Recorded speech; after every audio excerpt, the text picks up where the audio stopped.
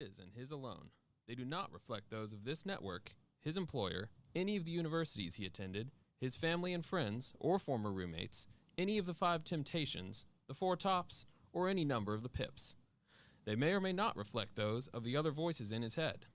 His dog, however, agrees with him 100%.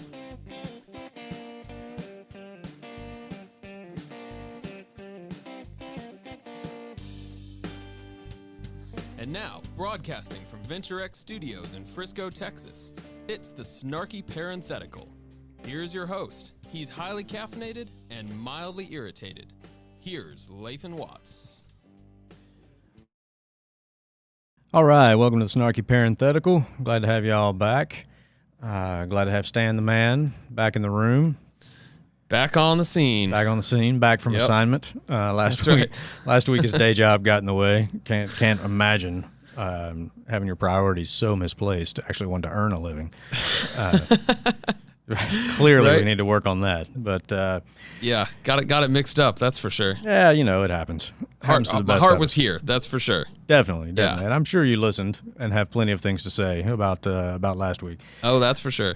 Before we get into that, today's show brought to you by Schrute Farms. All right. If you have never been to a quaint little bed and breakfast on a working beet farm, you need to add that to your bucket list, I think. I mean, Definitely. It's right outside of beautiful, historic Scranton, Pennsylvania. The owner... Number one tourist stop in the whole country, I hear. I mean, it's got to be way up there. Mm-hmm. The Scranton Chamber of Commerce, I'm sure, is promoting it heavily. Oh, yeah. The owner, proprietor, a little bit eccentric. You could say that. Which just adds to the charm, in my opinion. For sure. He's passionate about his beats. Definitely. That's for sure. Definitely. Beats. Was it Beats? Oh, Bears, Beats, and Battlestar Galactica. There we go. There you go. Yeah. All three of those excellent topics of conversation with the owner-proprietor if you ever visit Schrute Farm. So there we go. There's today's sponsor. All right. Let's get into it. First segment, we do some news stuff. So let's start with this headline. New Jersey woman locked in 7-year battle with the IRS to prove she is indeed alive. Okay. Yes. That's a unique problem. Exactly. Yeah. Samantha Dreisig, I believe is how you would pronounce her last name, who is a summer camp counselor and 25 years old. She has, according to the story, an important outlook. Life is short. You never know when it's going to end. And apparently hers ended 7 years ago and nobody told her. But apparently somebody told the folks at the IRS. She said, the last actual person I spoke to at the IRS, and I quote, "Wow, you're dead all over our system." So imagine saying that to the person you're talking to. Oh, yeah, you're clearly dead. You're clearly dead. And when I first read the headline, I'm like, why are you fighting this? The IRS thinks you're dead. You don't owe them any taxes if you're dead. Right. Like, this is maybe not something you should bring up to the IRS. They think you're dead. Hey, then, okay, I'm dead. I don't owe you anything, right? That almost seems like a fantasy situation. Right? Yeah. Yeah, I mean, you want. I'm pretty sure that's why Elvis faked his death, right? There's one for the conspiracy theorists. But then I read a little more into the story, and it makes sense why she's actually trying to convince them that she's alive. It says this is now causing problems for her father's tax returns because the IRS is saying he's trying to claim as a dependent someone who is deceased. Okay, so he's still claiming her on his tax returns, trying to lower his tax bill, and the IRS is saying, no, she's dead. That makes sense. Okay. Which brings me to another point. I mean, not to be too harsh on this one, but you're 25 years old and you're working as a camp counselor, and dad's still claiming you as a dependent. It's time to get a real job. Mm-hmm. Okay, she's probably not paying taxes, which is why it's not a big deal for her. Right. But it is a big deal for dad. Well, Dad, she's 25. Okay, at some point, you're going to lose the ability, even though you are clearly supporting her. At some point, you're going to lose the ability to claim this person on your taxes anyway. So maybe it's time to just bite the bullet, right? Mm-hmm. And then if she gets a real job and the IRS still thinks she's dead, she gets to keep all that money, and maybe she can start paying you back for all the room and board and whatever useless college degree you probably paid for. I didn't know they offered them for camp counseling, I guess. Yeah, right. Yeah. Doesn't surprise me. Yeah. So there's that. Yeah. There's story number one, the geniuses at the IRS. That is government at its best right there, my friends. Which, it's giving me a whole new perspective on the statute of limitations is also 7 years, right? Yeah, for most things. Yeah. Right. Yeah. So maybe that's just literally the amount of time the IRS needs to dig through and to get to a solution in whatever matter they're investigating. Yeah. Yeah. Right. I got a college buddy who's on the criminal investigation side for the IRS. So KB, this story's for you, my friend. That's your people. That's your people right there. Good crowd. Yeah, exactly. Yeah. I tease him all the time. How can you live with yourself? You work for the IRS. Okay, so story number 2 for this segment. A little Texas politics. Pull up a picture here to demonstrate what we're talking about here. So the Democrats in the Texas House decided to leave town. Just hopped a private plane. Still trying to figure out who paid for the private plane, by the way. Yeah. And whether or not any of these elected officials will then claim this as an in-kind contribution on their campaign finance reports, because it really should be. So Texas Ethics Commission, if you're paying attention, here's Exhibit A, right? If this doesn't show up on any of those people's campaign finance reports, you got some splaining to do. Okay, but anyway, the Texas Dems fled the state, flew up to D.C. Why? Because the legislature, which is in special session right now, is considering a bill that they didn't get to in the regular session on election security. Basically, measures to try to make elections more secure, less fraud, right? Yeah. And the Democrats don't like this bill. Things like a little more voter. You got to show photo ID. Voter ID. I mean, could we maybe make voting as difficult as it is to get a permanent marker and or Sudafed? Right. Okay. Seems like pretty straightforward stuff to me. Okay, so voter ID. Sure does. I think it actually expands early voting. Yes. So it gives you actually more opportunities to vote. This bill would. The things that the Democrats don't like in the bill, it would do away with 24-hour-a-day voting, which I've been a precinct chair. You've done like poll watching. Okay. Oh, I'm an election judge. Election judge. Yep. Okay, so you know how hard it is to get people to do that job. Oh yeah. Right. Now think how hard it will be to get people to do the graveyard shift on that job. Right. Yes. Hey, thanks for being an election judge. We gave you 8 p.m. to 8 a.m. Right? Exactly. If you can't get people to watch those polls and voting is open 24 hours a day, guess when the cheaters are going to show up? Yep.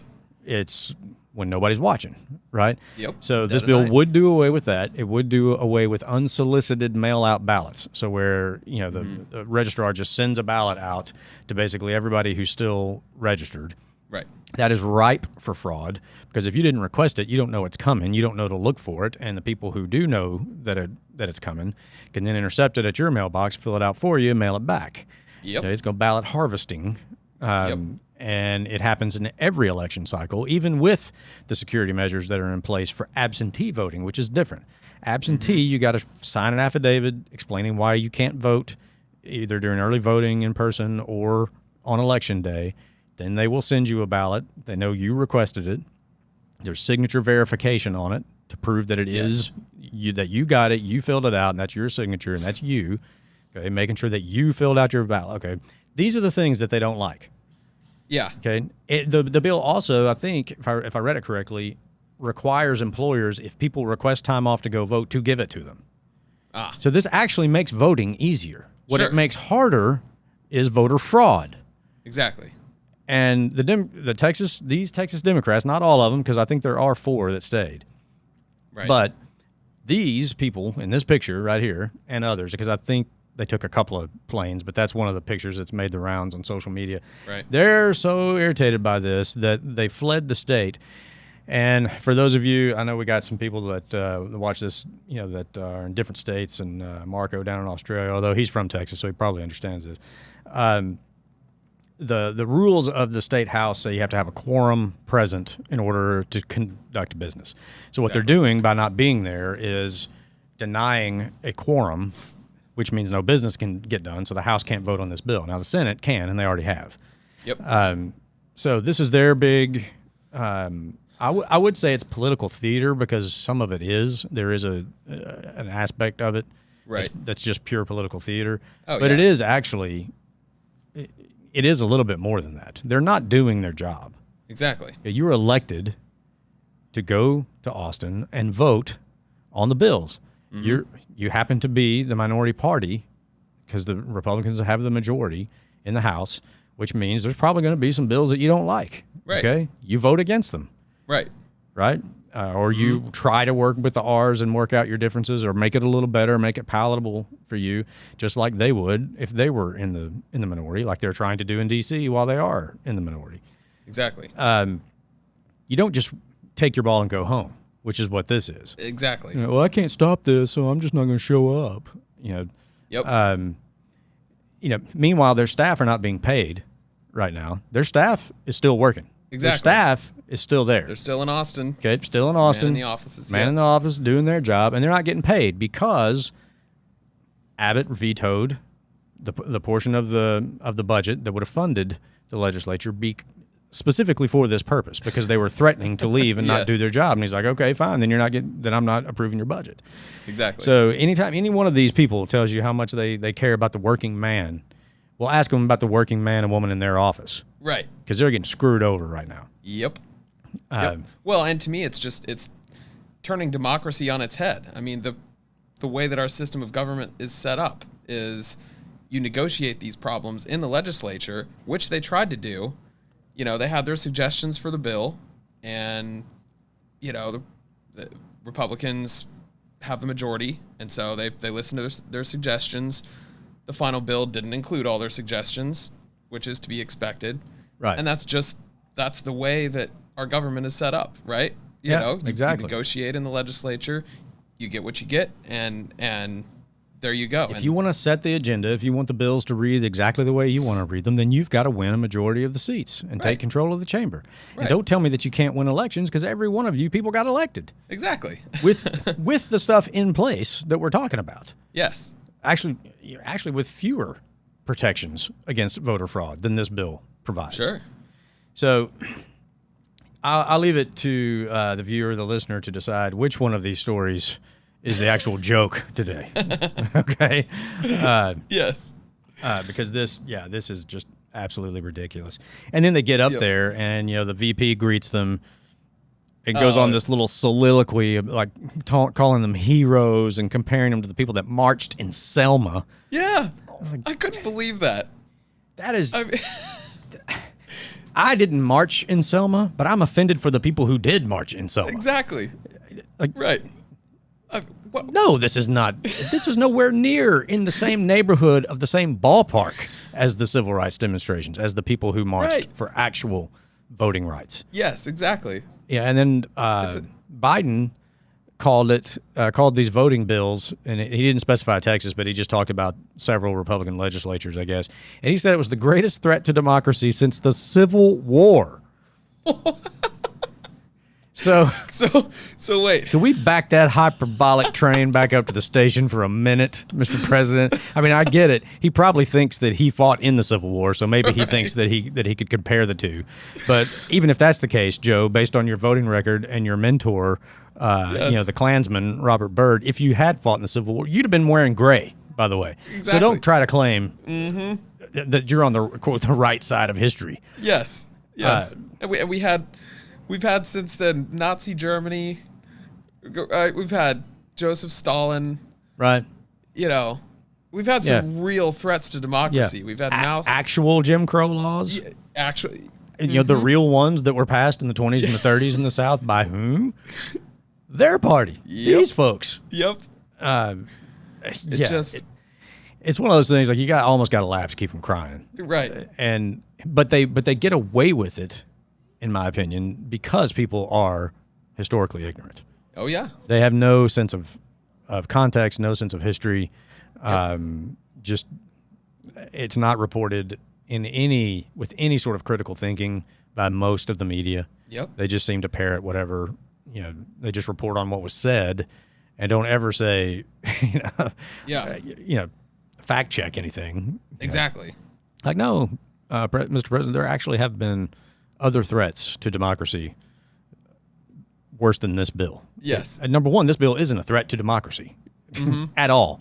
It actually, buttresses democracy. It makes democracy safer. It makes it more trusted. It makes it to where even if you lose, you don't feel like maybe you lost because you got cheated. Right.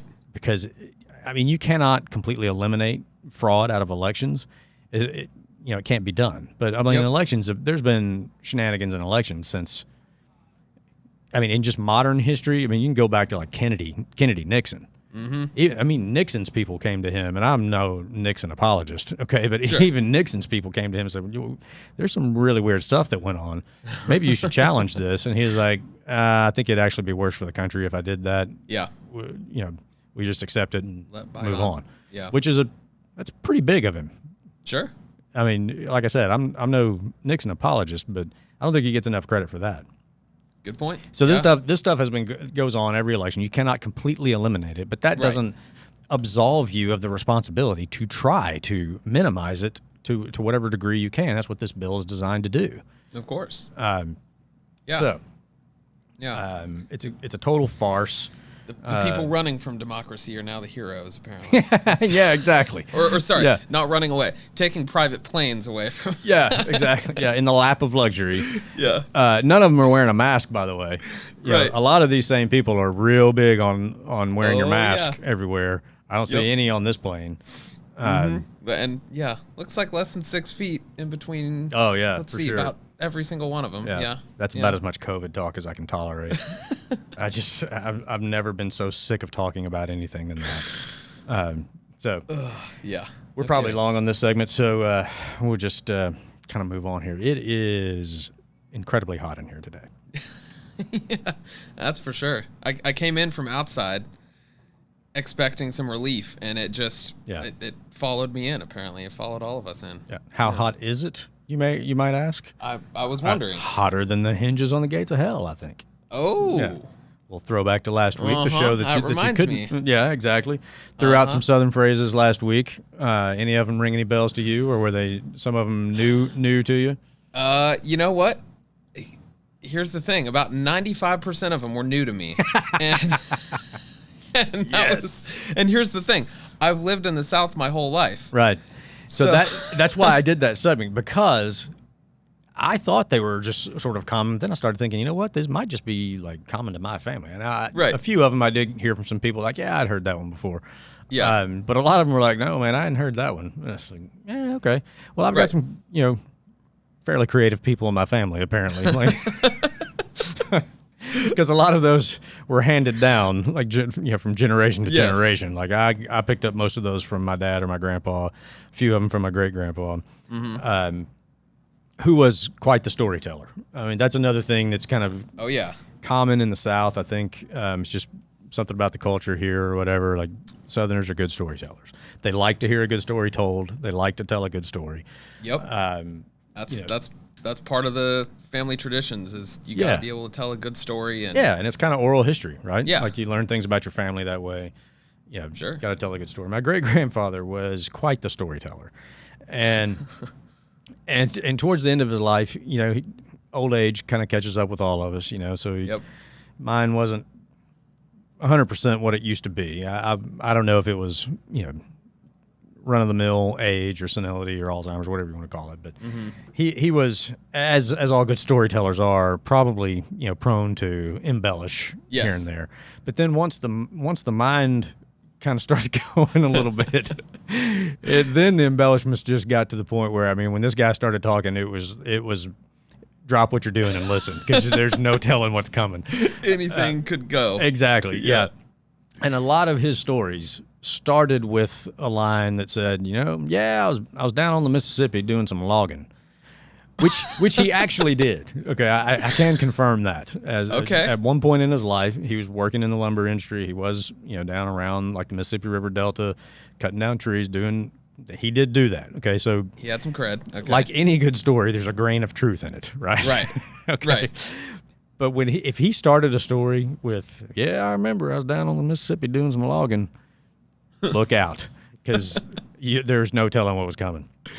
And a couple of my favorites of his, just to sort of demonstrate his way with words. Later in his life, declining health, he was in the hospital. My dad went to visit him. Doctor comes in, says, Mr. Hickman, how are we doing today? And he's like, pretty good for an old man. And he's like, well, really, how old are you? He said, I'm getting up there. I'm so old. Matter of fact, I built the house I was born in. What? Now, you may be old. Interesting. Okay. You may think you're old, but did you build the house you were born in? Now, that's old. Okay. That's a whole other level. And the beauty of this is the doc looks at my dad because he hears this and has the same sort of befuddled look on his face that Stan just had when I said that. He looks at my dad and goes, how old is he? My dad says, 88. He's like, how old's the house? My dad doesn't miss a beat. 87. Perfect. Yeah. Yeah. And the thing is, like, nobody really knows how old he is, right? Okay. I mean, right. he's from a generation. I mean, he wasn't born in a hospital. He was born at home on the farm. There's Sure. no such thing as a birth certificate. You just sort of had to take everybody's word for it. No way to verify. Like, this was the year he was born, right? And then anybody who actually knew, he clearly had already outlived them. Yes. So we were kind of just going on his word anyway. So maybe he did build the house he was born in. I don't know. So that's one of my all-time favorites. That's kind of like the, what is it? Well, I mean, is he Batman or isn't he? I mean, you haven't seen him in the same room. You can't prove that he's not. You can't. Yeah. So that was one of my all-time favorites. It's still used frequently in my family. If you're talking about somebody being old, Yep. it just comes up. Well, I bet he's old, but he ain't old enough to build the house he's born in. I'm keeping that one alive. That is great. Yeah. So I'm adopting that one for sure. Oh, feel free. Yeah. Any of the stuff I mentioned last week, feel free. Everybody, let's make those common Southern phrases now. A couple of them, like I said, you kind of have to be careful with. But then my other all-time favorite of my great-grandfather's, I was visiting him, and I can't remember if it was a hospital or like assisted living. It was towards the end of his life, and sitting there kind of talking with him, and on the TV in the room, a trailer comes on TV for the movie Jurassic Park. Okay. Okay. All right. Okay. A T-Rex walks across the screen, right? Right. Just the big roar of the. Right. And I kid you not, great grandpa goes, "Yeah, I never seen but one of them in my day. I was down on the Mississippi doing some logging." He was a mean rascal, I tell you. God dang. I thought we were going to have to call a second set of doctors for me and my dad because I laughed till I about threw up. I mean, it was just, and he was dead serious too. Yep. Just deadpan. Yeah. Like just, he was saying anything else. Never seen but one of them in my day. I was down on the Mississippi doing some logging. That's fantastic. Just a little personal story to just kind of demonstrate the point. I think Southerners are naturally good storytellers. We have kind of a way with words, yes, the turn of phrase, and you probably picked up if you've watched any of these episodes that language and words and writing are important to me. Like I admire good writing. I abhor bad writing. It's one of the things about that I love about like songwriters. Screenwriters for good movies. Yep. And TV too. Right. I mean, it's tough to write comedy. It's tough to write good drama. That's for sure. And so. Yep. So yeah, and I work in my day job. I work with words. Right. I mean, I'm. Oh yeah. Either writing or editing. A lot. Do this show. It's all about what we're talking about, that sort of thing.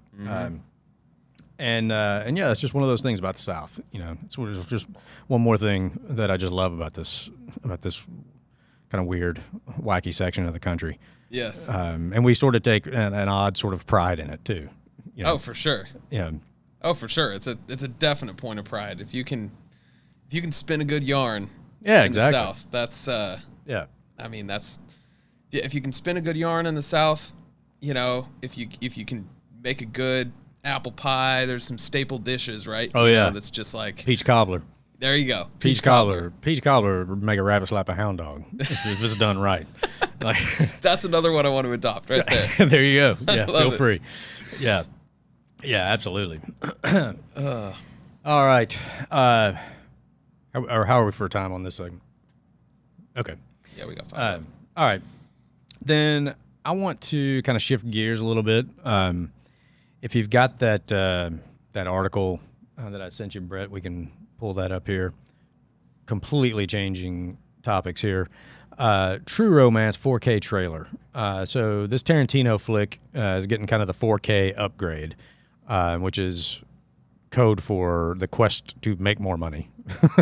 Yes. How can we repackage this movie and sell it again? Yep.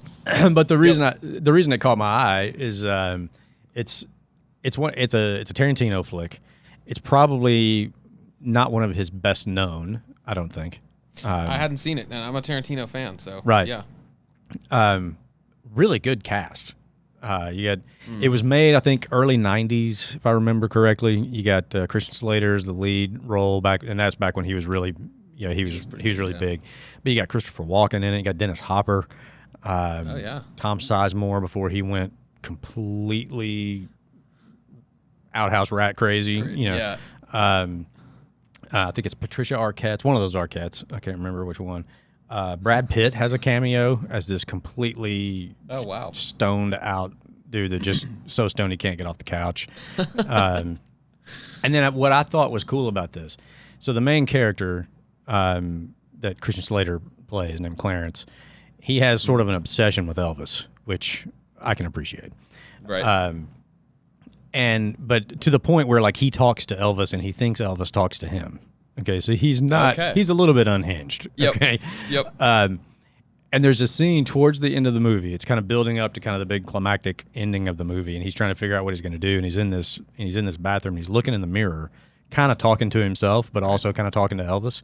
Right. And over his shoulder, in the reflection, the way it was shot was brilliant, because you see in the mirror reflection a guy in a gold lame suit and the sunglasses and the black pompadour, and you never really see him like full on, like clearly. Okay. He's just kind of over the shoulder, right? And you can hear him talking, to Clarence. Okay. And that guy is Val Kilmer. Really? That's the role he played in the movie. You never see him clearly, but he's in the. That's cool. Yeah, he's credited as. I think he's just listed as like the king or the voice of the king or something like that. Okay. Which I thought was really cool. Super cool. Yeah. Yeah. So, okay. But Tarantino is one of those guys that people either love him or hate him, and I can't really seem to figure out. I mean, I'm a movie buff. We said we're going to talk music, we're going to talk sports, we're going to talk movies. He's one of those guys that people either think he is a genius or a complete hack. They either just love him or hate him, and I can't really pinpoint why that is. I don't think he really. I mean, you can tell, like, some people set out to try to be controversial. Oh, yeah. Like they want to be polarizing or whatever, like, shock value. Yeah, exactly. And he's got some of that. Oh, there's no doubt. Yeah. I mean, his movies are incredibly violent. That's for sure. Language is off the charts, Right. But no filter. Yeah, but he's also obsessed with movies. Like he is a movie nut himself. Mm-hmm. So some of the things in his movies are sort of homages to either a director that he liked or a movie that he liked, or he's more of a film geek than probably anybody you would ever meet. And, and it's like if you take one of the biggest film geeks in the world and then just allow him to make movies, well, that's what you get. There you go. Yep. And some of the I know some of the folks that don't like him. They don't like how in a few of his, especially some of his later movies, how they're set in an actual historic time period or telling, based on actual events, but then like you get to the end and it just goes completely off the rails. Yeah. Like it's just a complete rewriting of history. Yep. Inglourious Bastards is the one that probably everybody knows. Set in World War II, and at the end of the movie, spoiler alert, at the end of the movie, like the entire Nazi high command just gets slaughtered. Yep. Okay. Clearly. In the most epic way possible. Oh yeah. Yeah, it is gratuitous, but that's for sure. And some people like just went off the rails about that. I'm like, okay, yeah, it's definitely historically inaccurate. Right. It's clearly a revenge fantasy, right, played out on screen. Okay, I accept it for what it is. Like if you're if you're getting your history from Tarantino movies, that's your problem. Right. Okay. If you're getting your history from any movie, that's your problem. Okay. And that is a big problem in this country. We talk about things that I'm mildly irritated about in segment 3. Well, there's one. Okay? Oh, yeah. Stop getting your history from the movies. Okay. Right. I love movies and I love history. And I know better than to mix those two.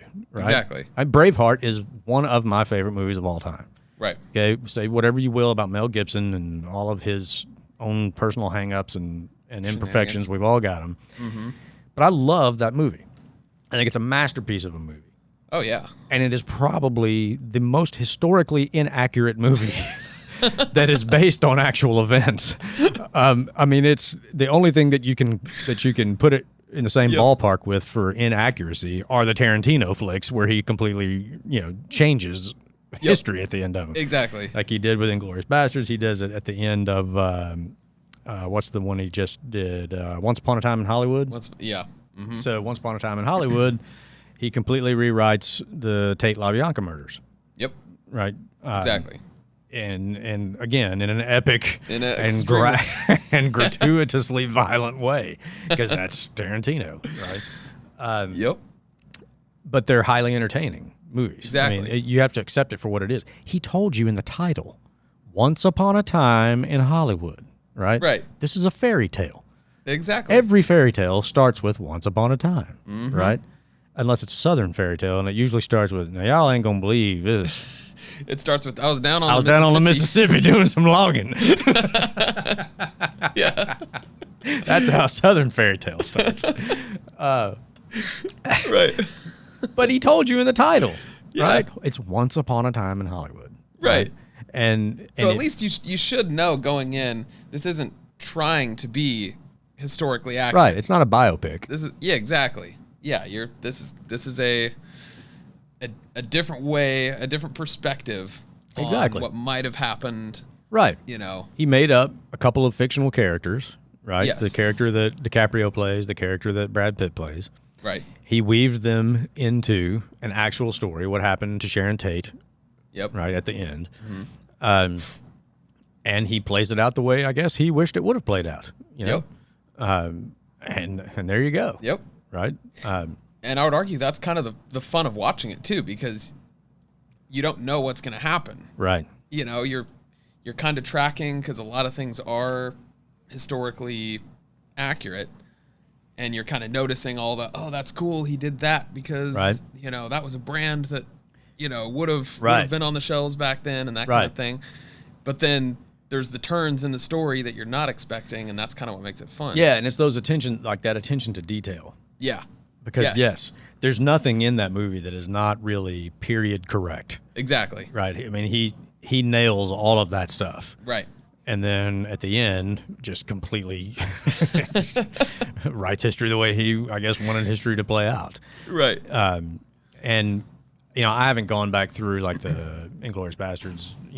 I think I've only seen that once. Yeah. But I suspect all of that stuff is dead on. Oh yeah. Accurate to the period. To that time period.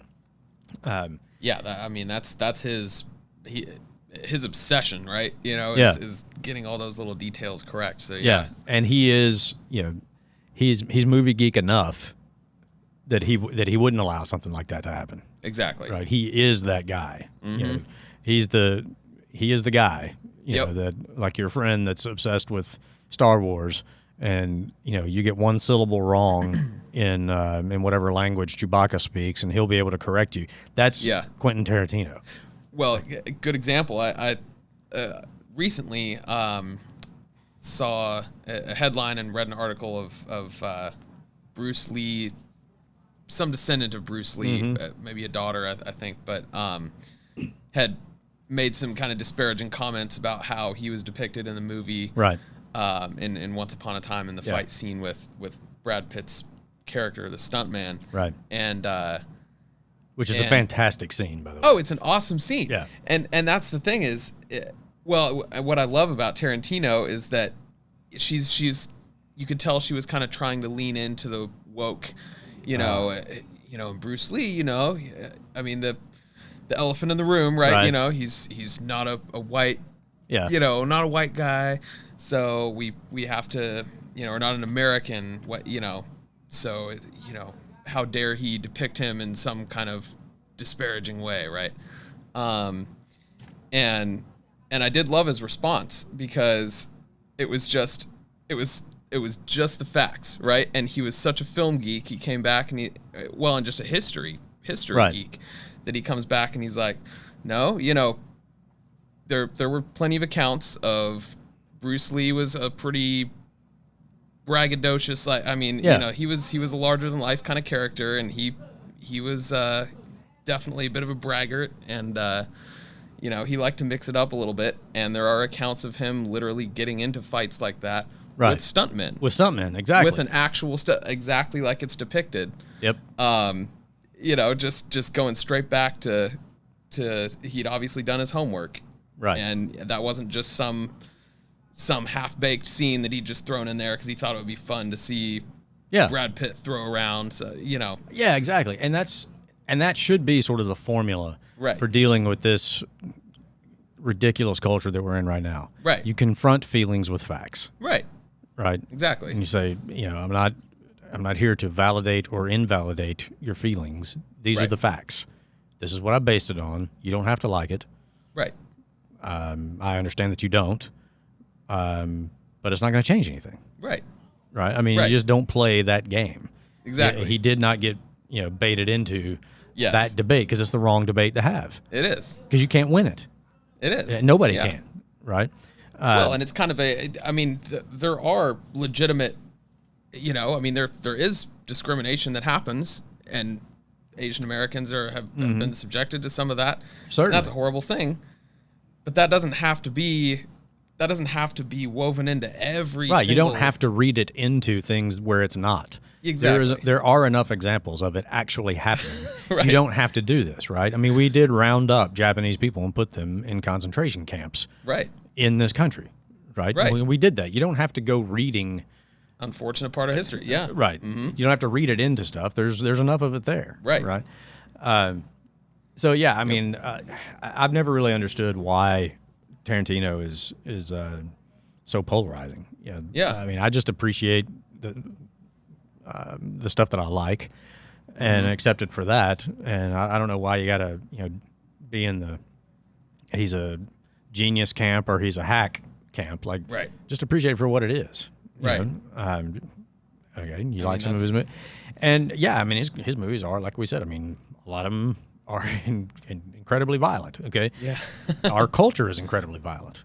There is the whole world, is replete with examples. And certainly history is replete with examples of, we're a violent species, okay? So is it art imitating life, or is it life imitating art?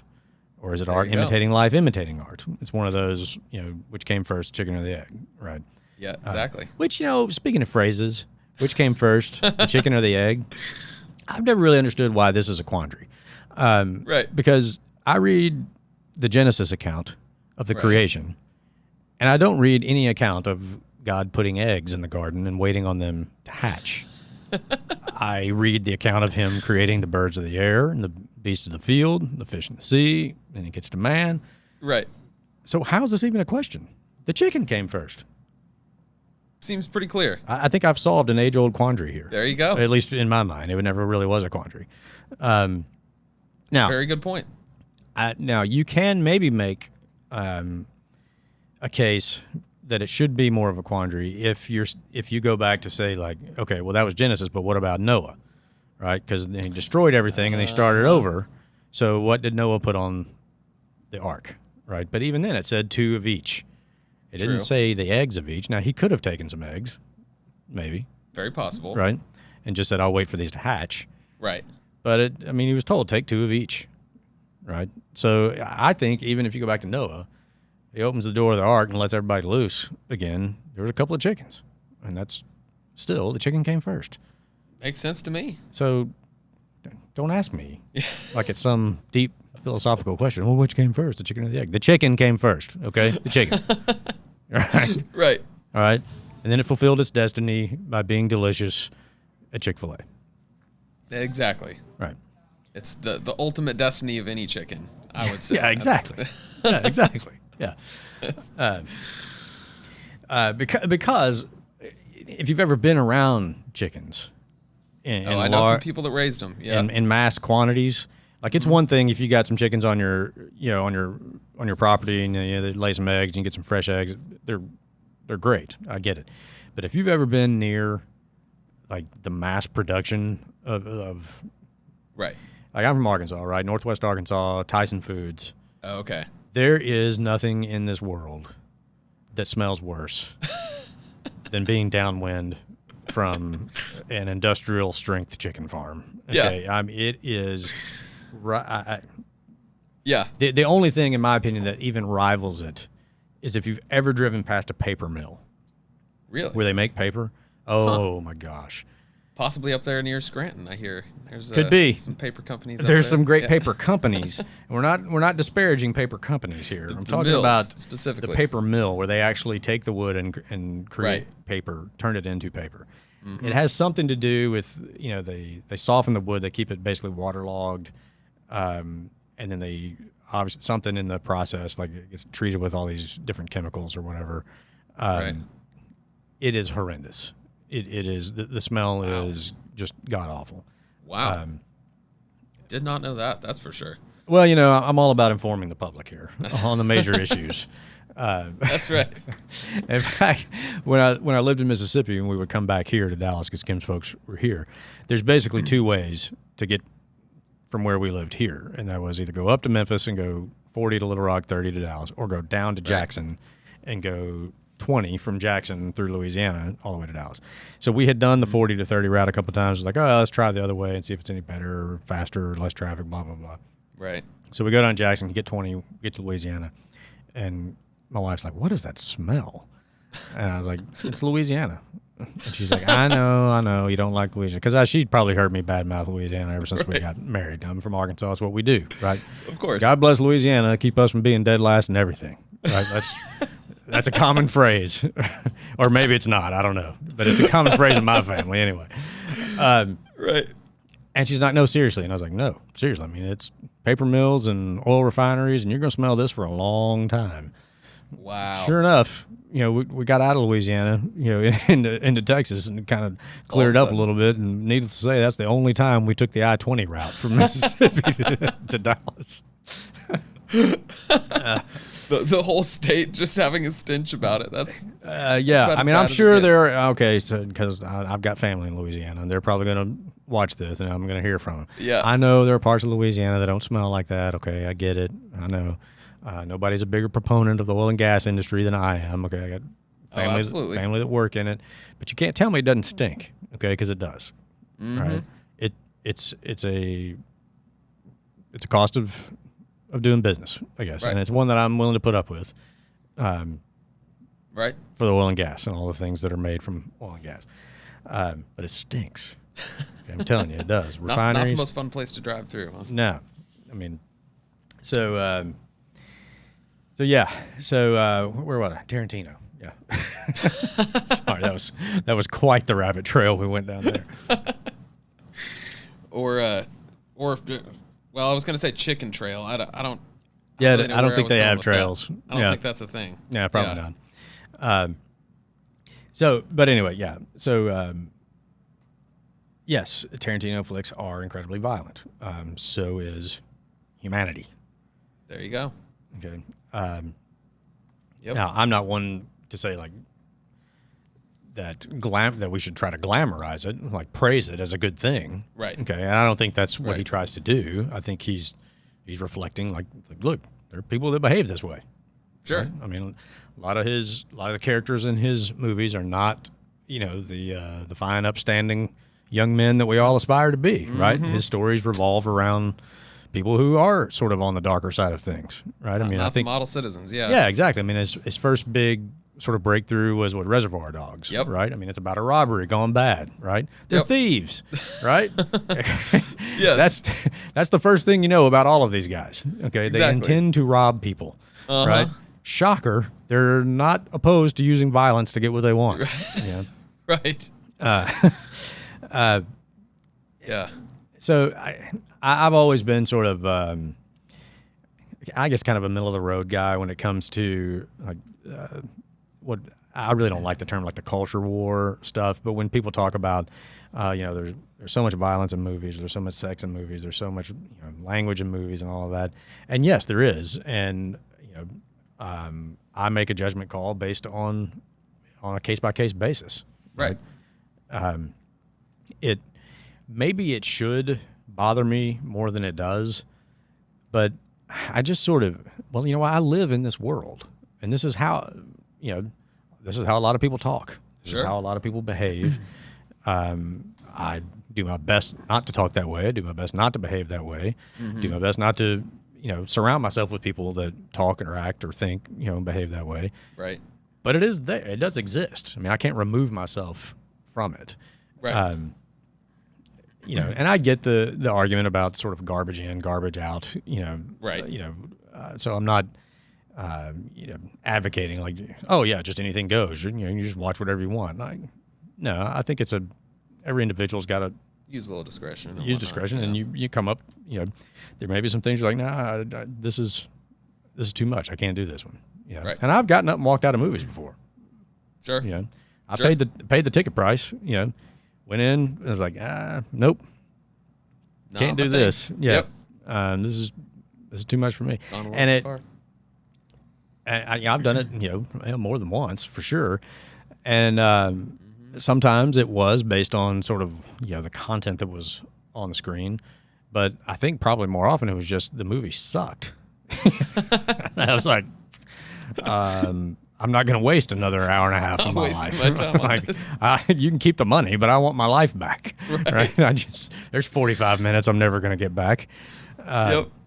Yep. And I remember the other thing that I was going to say about Tarantino when you brought up how he responded to the critic. Yes. This girl that was related to Bruce Lee or whatever. Right. I just read this earlier this week.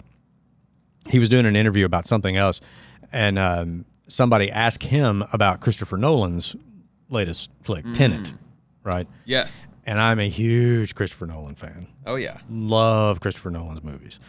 Yep. But Tenet, I've got to tell you, I couldn't do it. Like, I made it through it. I mean, it's not one I was like, well, this is terrible. I'm getting walking out, right? Yeah. Because I was sucked in by the story. But a lot of his stuff is really mind bending, right? Especially his stuff dealing with like the concept of time and all of that. And this one was just, I just couldn't keep up. Yeah. And there was something about the way it sounded, like the actual audio of the movie in Tenet, because it's time, it's dealing with like time bending and all of this, and like working backwards through time. And apparently, right, like because these guys are working backwards through time, it's almost like listening to like a record going backwards when they're around people that are in the time that they're moving backwards through. Right. So I get confused even trying to explain why I can't understand it. But it made understanding what people were saying very difficult for me. And the first time I watched it on an airplane. I was traveling for work. It was one of them. I was like, oh yeah, because I missed it in the theater, and I was like, right, it's Christopher Nolan. Flight's long enough, great. Go for it. Yeah. And so at first I thought, well, maybe it's because it's just earbuds and the airplane noise and all of this. I was like, I'll watch it again, where I can actually hear it better. Watched it again. I think it was on Netflix or Amazon or something, or on demand or something. Watched it at the house. Same issue. Really?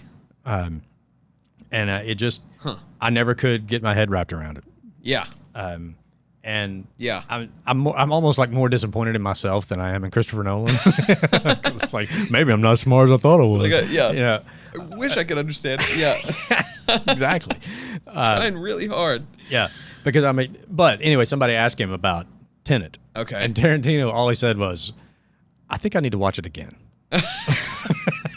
And that's all they would say. I think I need to watch it again. And he said it like 2 or 3 times. That's great. They're like, okay, all right, moving on. But Christopher Nolan is one of those guys. Go ahead.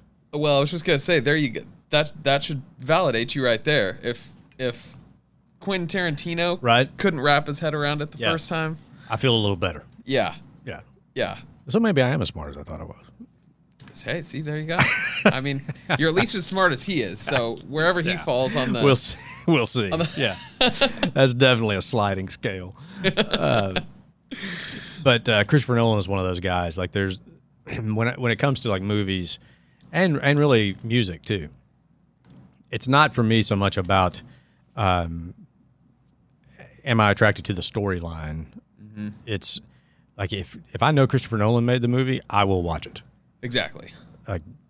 And it started for me with him with Inception. Ah, really? Okay. I was watching Inception in the theater, and I remember about halfway through just leaning over to my wife and going, I'm fighting the urge to stand up and yell at everybody in this movie theater. Like, do you understand how good this movie is? Because the thing that got to me about it at that point when I watched it was like, this is the first truly original idea that I have seen on screen in a long, long time. Yeah. Like I like the comic book movies as much as anybody, right? I like all the Marvel stuff. I think is, they're great. They're entertaining. During the pandemic when we were locked up at home, me and my youngest worked our way through the entire Marvel universe. Okay. Oof.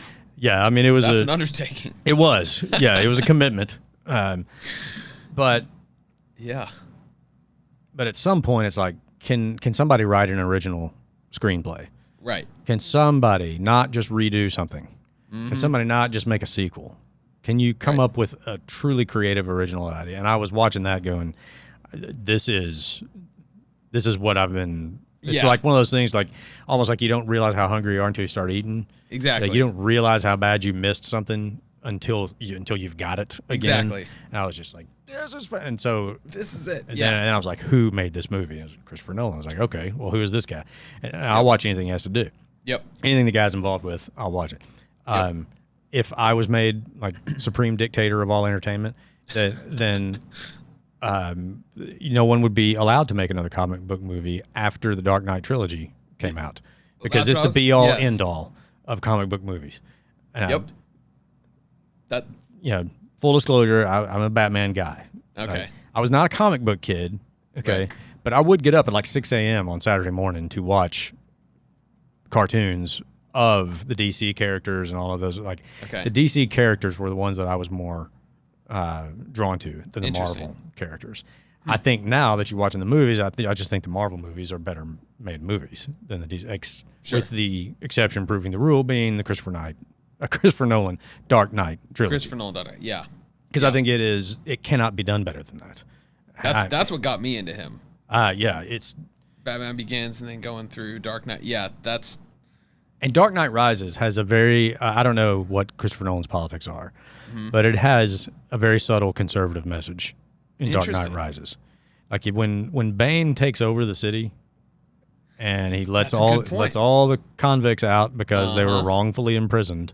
Right. And he's like, we're here to give this city back to the people. Yeah. And he just turns the people loose. Populist kind of message. Yeah. Yeah.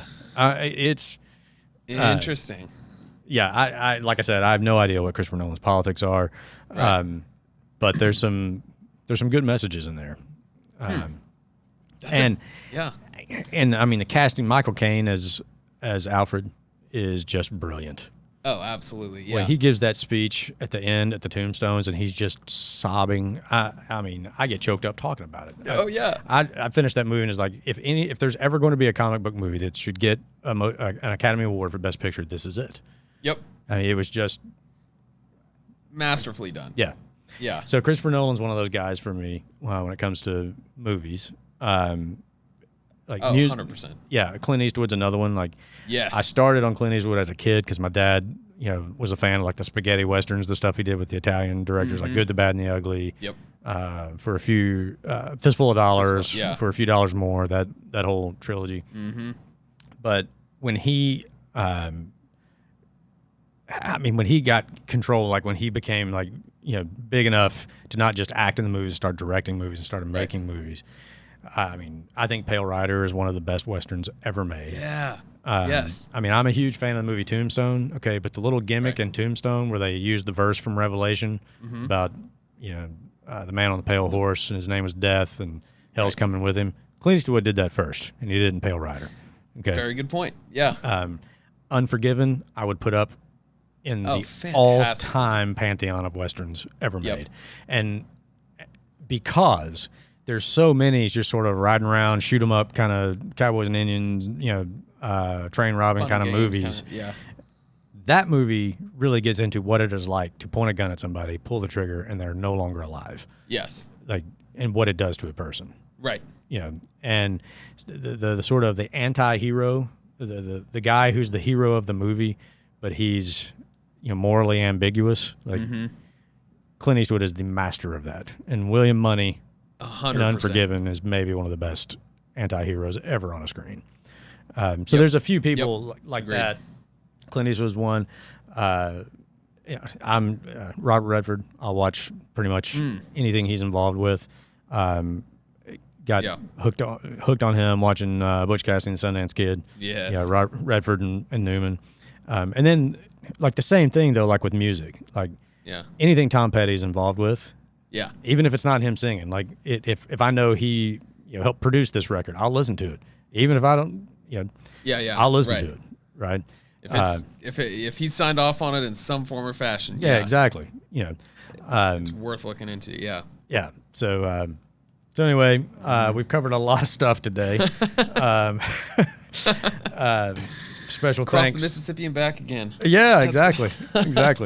Didn't do any logging, but we'll get to that next time. Yeah, exactly. Yeah. Special thanks to Schrute Farms for sponsoring today's show. That's right.